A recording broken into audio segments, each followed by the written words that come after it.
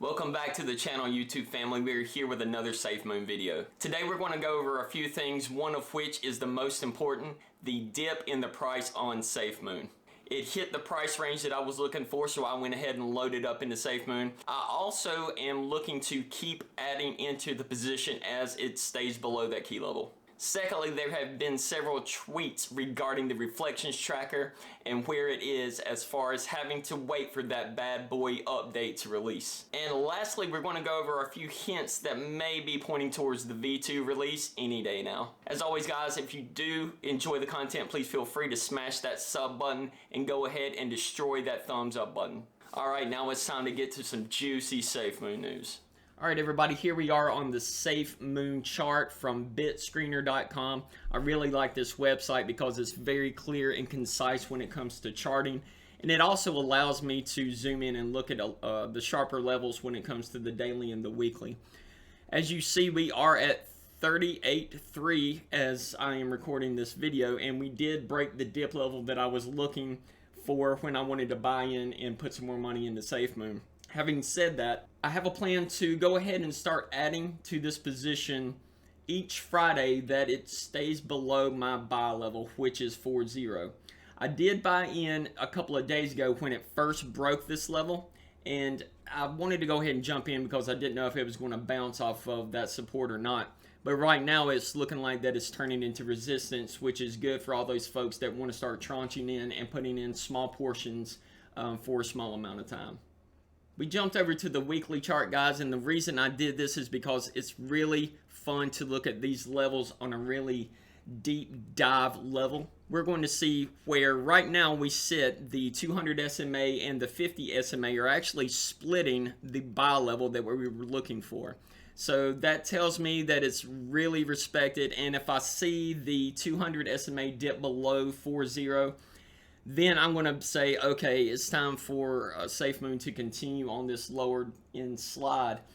And that's going to basically make me more confident to hold for money each week. That way, let's say next Friday it's down at 35, then I'll tranche in there. And I'll continue to be confident that it's not going to pop above 40 before I'm able to actually buy more SAFEMOON. We did have a really big dip on Wednesday, and this is when I initially got in. It was somewhere around this level right here. I'm not exactly sure where it was when I was able to purchase. It did move back up above the 40, and it kind of used it as support during Thursday's session, but then at the end of Thursday and the beginning of today, you can see that SAFEMOON just said, nah, we're good. We're going to go ahead and move on down. So it looks like the 40 level is now turning into resistance. Keep an eye on the 40 for another day or two before you make any decisions. I don't know if you've already bought more SAFEMOON or if you even look at levels when you do. I want to encourage you to look at these levels. That way you're not just buying whenever there's hype around Bitcoin or something else. When Shiba ran up, that caused the volume and everybody started buying SAFEMOON when it was really high, and now it's dipped all the way back into the threes again. And that was really pointless. All you did was buy when it was high, and now you're going to have to wait for the price to come up, back up. We want to buy low and basically hodl until it gets where I'm driving a Lambo to go pick up my saltine crackers. Alright, second on the list is the reflections tracker.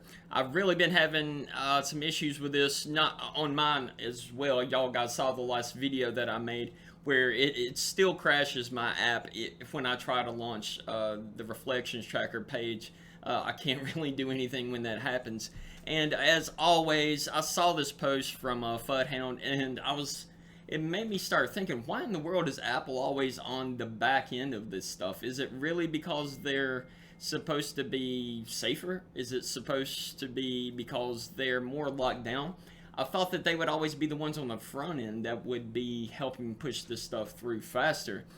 So it's kind of been confusing to me, especially with the updates and stuff, and even with the wallet, why Apple was last in line. And I'm sure there's a lot of complicated things, obviously, that I'm not sure about this going on in the background. It is good to know that this is being worked on right now, and this is going to come out soon. My question is this going to be part of the V2 release, or is this just going to come out in the background as its own update?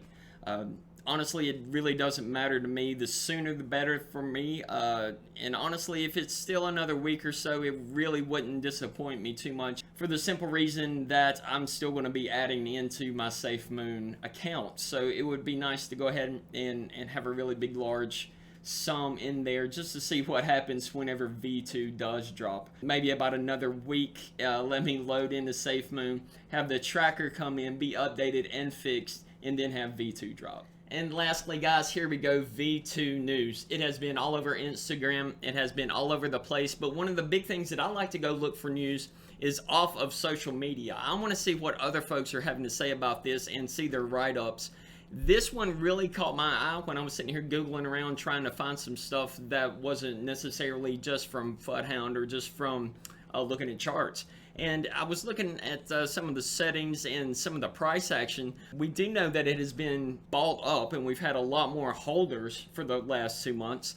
And this right here actually has a really cool stat. As of November 9th, SAFEMOON has 2.8 million holders, a consistent rise over the past 2 months. So we know that there's been a lot of news around crypto, so this is awesome that SAFEMOON is able to take advantage of that and follow along.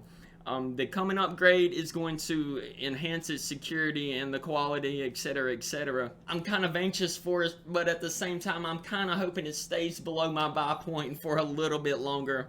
Honestly, I'm just, I'm not really going to say that I'm scared. It's not like I'm not going to buy SAFEMOON once it goes above 40 and never buy SAFEMOON again. That's definitely not the case.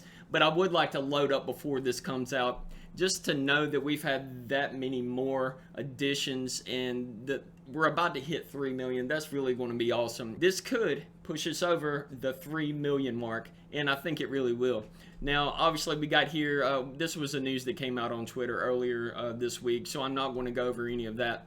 But I will say that if you just get your information from places like Twitter and Instagram and even YouTube videos like this, I would definitely suggest going out there and Googling around, just so you can get some information that isn't necessarily just a repost. Like I had in this video earlier, even myself, I was having some trouble finding anything regarding the reflection tracker, so I had to go out to Instagram and pull out where FUDHound was talking about that. And obviously there's nothing wrong with getting all of your information from different sources on social media, but it is good every once in a while to go out there and just Google around and find some of these sites that don't deal necessarily with just crypto.